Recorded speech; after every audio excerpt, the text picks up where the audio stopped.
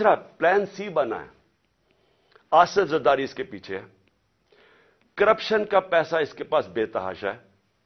सिंध हुकूमत से ये बकायदा, सिंध हुकूमत से जो पैसा लूटता है वो या इलेक्शन के ऊपर लगा देता है या सेनेट के इलेक्शन में एमपीज को खरीदने पे लगा देता है।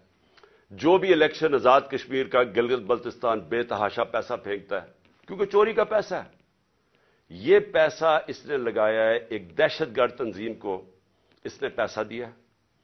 सहूलतकार इसमें ताकतवर एजेंसी के लोग हैं जो ये मिलके तीन तरफ ये फैसला हुआ है और इन्होंने अगली वारदात करनी है। मैं आज अपनी कौम को बता रहा हूं और मैं इसलिए बता रहा हूं कि मैं जो नाम मैंने दिए हैं वही नाम वो भी आएंगे और आसिफ जरदारी के अलावा।